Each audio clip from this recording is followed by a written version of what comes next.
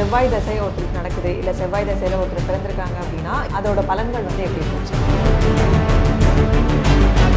செவ்வாய் நல்ல நிலையில் வந்து செவ்வாய் திசை நடக்குது அப்படின்னா வீடு மனை இதெல்லாம் வாங்கக்கூடியது, லேண்ட் வாங்கக்கூடியது. இந்த முன்கோபம் அப்படிங்கிறது அதிகமாக இருக்கும். டக்குன்னு கோவப்பட்டுருவோம். டக்குன்னு இப்போ நம்ம ஒன்று சொல்கிறோம், சார் அது வந்து என்ன வந்து போய்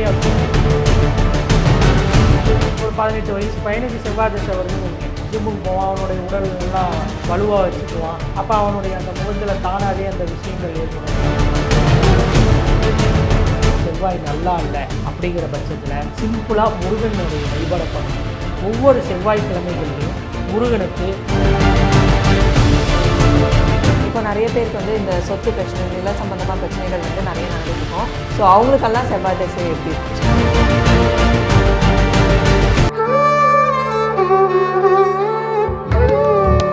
அஸ்ட்ரோ தமிழ் அன்பு நேயர்களுக்கு வணக்கம். நம்ம சேனலில் தொடர்ந்து வந்து ஜோதிட ரீதியாக ஆன்மீகம், வாஸ்து, நியூமராலஜி அப்படின்னு பல இன்ட்ரெஸ்டிங்கான விஷயங்கள் வந்து பார்த்துட்ருக்கோம். அந்த வகையில் இன்றைக்கி ஜோதிட ரீதியான விஷயங்கள் பேசுகிறதுக்காக நம்ம கூட ஜோதிட சிரோன்மணி மீனம் விக்னேஷ் அவர்கள் இணைந்திருக்கிறாங்க. வணக்கம் சார். வணக்கம். ஸோ தொடர்ந்து நம்ம சேனலில் வந்து ஜோதிட ரீதியாக நிறைய விஷயங்கள் வந்து பேசிகிட்டு இருக்கோம். ஸோ ஒரு பதிவுலேயுமே வந்து ஒரு கிரகத்துக்கு உண்டான மகாதசைகள் பலன்கள் வந்து எப்படி இருக்கும் அப்படின்னு சொல்லி பார்த்துட்ருக்கோம். ஸோ அடுத்ததாக வந்து செவ்வாய் கிரகம். ஸோ செவ்வாய் தசை ஒருத்தருக்கு நடக்குது, இல்லை செவ்வாய் தசையில் ஒருத்தர் பிறந்திருக்காங்க அப்படின்னா என்ன மாதிரியான பலன்கள் வந்து அவங்க ஃபேஸ் பண்ணுவாங்க? ஸோ அதுக்கு முன்னாடி செவ்வாயோட நட்சத்திரத்தில் பிறந்திருக்கவங்களுக்கு என்ன மாதிரியான குணாதிசயம் வந்து இருக்கும் சார்? அதாவதுமா செவ்வாய் அப்படிங்கிறவர் அவருடைய திசா காலம் அப்படின்னு பார்த்துக்கிட்டிங்கன்னா கிட்டத்தட்ட 7 வருஷம் அவருடைய திசையை நடத்துவார். அப்போ அந்த காலத்தில் என்னெல்லாம் பண்ணுவார் அப்படின்னா நிறைய லேண்ட் வாங்குறது, இதெல்லாம் நல்லா இருந்தால், செவ்வாய் நல்லா இருந்தால் லேண்ட் வாங்குறது, உடல் வந்து நல்லா சரி பண்ணிக்கிறது, உடல் வாகும். இந்த ஜிம்முக்கெல்லாம் போகிறாங்க இல்லையா, அவங்கெல்லாம் செவ்வாய் நல்லா இருந்தால் தான் அந்த உடல் வாகும் அப்படிங்கிறது இருக்கும்.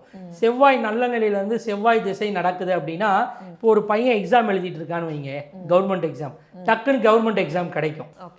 இந்த மாதிரியான விஷயங்கள்லாம் நடக்கும். பொதுவாகவே செவ்வாயினுடைய நட்சத்திரம் அப்படின்னு பார்த்துக்கிட்டிங்க அப்படின்னா மிருகசீரிடம், சித்திரை, அவிட்டம் இந்த நட்சத்திரங்களில் பிறந்திருக்கக்கூடியவர்கள் எல்லாருமே செவ்வாயினுடைய ஆதிக்கத்தில் பிறந்திருக்கக்கூடியவர்கள். இவர்களுக்கும் அதே மாதிரி தான் அந்த முன்கோபம் அப்படிங்கிறது அதிகமாக இருக்கும். டக்குன்னு கோவப்பட்டுருவாங்க.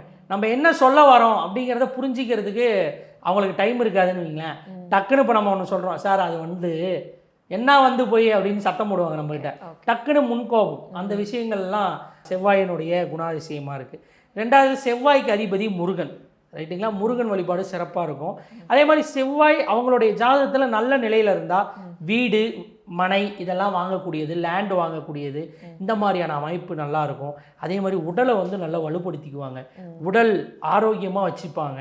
இதே செவ்வாய் நல்லா இல்லை அப்படின்னா ரத்தம் சம்மந்தப்பட்ட பிரச்சனைகள், உடல் சம்மந்தப்பட்ட விஷயங்களில் ரொம்ப வந்து கண்டுக்காமல் விட்டு அது பெரிய பிரச்சனையில் போய் முடியறது, இந்த மாதிரியான விஷயங்கள்லாம் நிறைய நடக்கும்.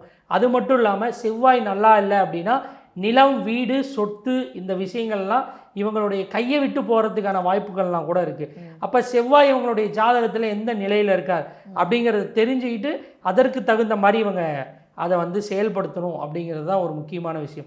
அடுத்து சந்திரனுடைய நட்சத்திரங்கள் பார்த்தோம் இல்லைங்களா, ரோகிணி, அஸ்தம், திருவோணம், இவர்களுக்கெல்லாம் 2வது திசையாக வந்து பார்த்தீங்க அப்படின்னா செவ்வாய் திசை நடக்கும். அப்போ இவர்களுக்கெல்லாம் எப்படி இருக்கும் அப்படின்னா செவ்வாய் நல்ல நிலையிலேருந்து சூப்பராக இருக்கும், நல்ல பணங்காசு வரக்கூடிய நிலை.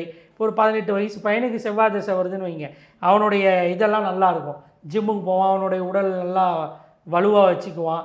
அப்போ அவனுடைய அந்த முகத்தில் தானாகவே அந்த விஷயங்கள் ஏற்படும். கோபம் மட்டும் டக்குன்னு வரும், டக்குன்னு கோபப்படக்கூடிய ஒரு நிலை, இது எல்லாமே ஏற்படும். அப்போ இந்த செவ்வாய்க்கு வந்து நம்ம என்ன தெய்வத்தை வழிபாடு பண்ணணும் அப்படின்னா முருகப்பெருமானை வழிபாடு பண்ணுறது. அதே மாதிரி வந்து பார்த்துக்கிட்டிங்க அப்படின்னா உக்கர தெய்வங்களை எல்லாம் வழிபாடு பண்ணுவது, காவல் தெய்வங்களை வழிபாடு பண்ணுவது, இதெல்லாம் செய்யும் பொழுது ஒரு நல்ல அமைப்புங்கிறது அவங்களோட லைஃப்பில் அவங்க பார்க்கலாம். அதே மாதிரி சிகப்பு நிற துணிகளை வந்து அதிகமாக தானமாக கொடுக்கறது, சிகப்பு கலர் துணிகளை இவங்க உடுத்துறது, இந்த மாதிரி விஷயங்களை செய்ய செய்ய ரொம்ப அருமையான ஒரு பலன்களை இவங்க நல்லா எதிர்பார்க்கலாம். Okay sir. இப்போ வந்து சொந்த தொழில் பண்ணுறாங்க அப்படிங்கும் பொழுது அடுத்தது செவ்வாய் திசை வரப்போகுது, நான் சொந்த தொழிலில் வந்து மேலே போவேனா அப்படிங்கிற ஒரு தாட் இருக்கும். இப்போ சொந்த தொழில் இப்போ தான் ஆரம்பிக்க போகிறேன், எனக்கு நெக்ஸ்ட்டு செவ்வாய் திசை வரப்போகுது, ஸோ நான் அது வந்து ஸ்டார்ட் பண்ணலாமா அப்படின்னு நிறைய கொஷின்ஸ் வந்து அவங்க மைண்ட்குள்ளே ஓடிட்டு இருக்கோம் இல்லையா? ஸோ இந்த செவ்வாய் திசை அவங்களுக்கு எப்படி இருக்கும் சார்? ஒன்றும் இல்லைங்க, இப்போ தொழில் ஸ்டார்ட் பண்ண போகிறாங்க, செவ்வாய் திசை அடுத்து ஸ்டார்ட் ஆக போகுது. அப்போ அவங்க என்ன பண்ணணும் அப்படின்னா கோபத்தை தவிர்க்கணும். ரெண்டாவது, அவசரமே படக்கூடாது. டக்கு டக்கு டக்குன்னு முடிவெடுக்கக்கூடாது. கொஞ்சம் பொறுமையாக நிதானமாக நிறுத்தி என்ன பண்ணலாங்கிறத ஒரு டைமுக்கு 100 டைம் யோசித்து செயல்படும் பொழுது அந்த செவ்வாய் திசை நல்லா இருக்கும். செவ்வாய் நல்ல நிலையில் இருந்தால் நல்ல வருமானம், அதன் மூலியமாக வீடு நிலம் இதெல்லாம் வாங்கக்கூடிய அமைப்பு இதெல்லாம் செவ்வாய் ஏற்படுத்துவார்.